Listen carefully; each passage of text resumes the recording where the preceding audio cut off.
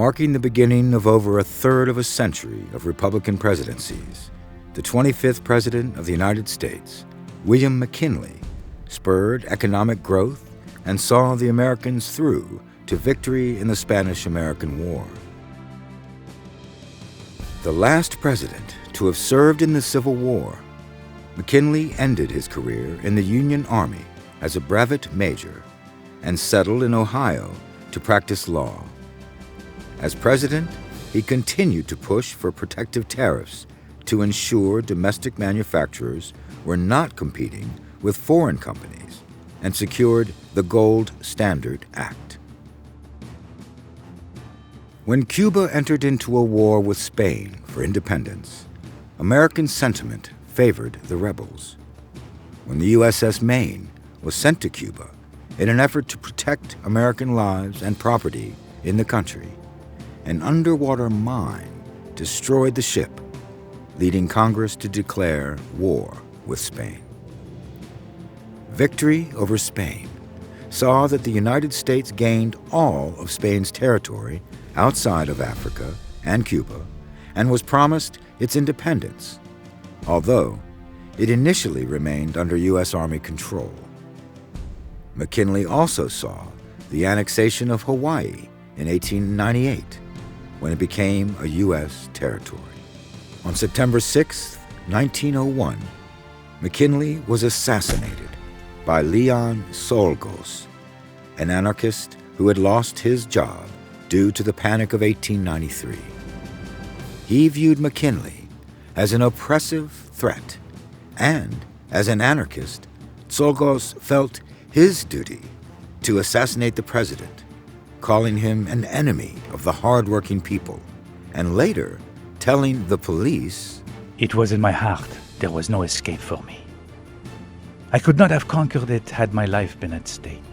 There were thousands of people in town on Tuesday. I heard it was President's Day. All those people seemed bowing to the great ruler. I made up my mind to kill that ruler." Having been named vice president for McKinley's second term, Theodore Roosevelt was then named the 26th President of the United States in the wake of McKinley's assassination. At the time he was sworn in, Roosevelt was the youngest president ever at age 42. An experienced elected official at city, state, and federal levels, including Assistant Secretary of the Navy, Roosevelt was serving in that office when the Spanish-American War broke out. Rather than remain in Washington, Roosevelt chose to fight in Cuba, establishing the Rough Riders, the only one of 3 cavalry regiments raised during the conflict to see battle. Colonel Leonard Wood initially led the men with his second-in-command, Theodore Roosevelt. When Wood left to command the 2nd Cavalry Brigade, leaving Roosevelt in charge, the 1st United States Volunteer Cavalry became known as Roosevelt's Rough Riders. A sickly youth, Roosevelt adopted a hard-living cowboy lifestyle and image and maintained a robust, masculine air throughout his life. Roosevelt was elected vice president to William McKinley in 1900.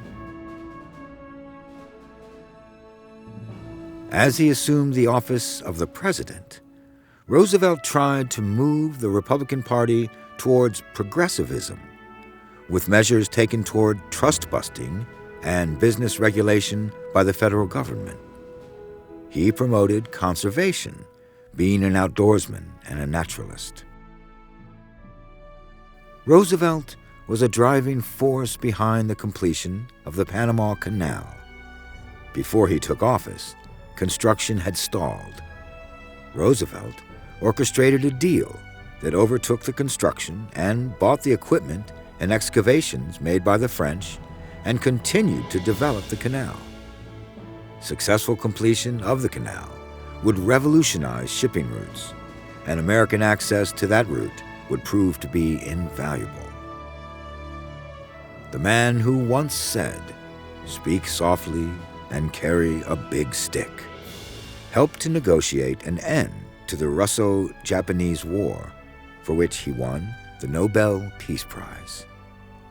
Roosevelt was the first to win the prize while acting as United States President, and only 2 others have so far achieved this honor: Woodrow Wilson in 1919 and Barack Obama in 2009.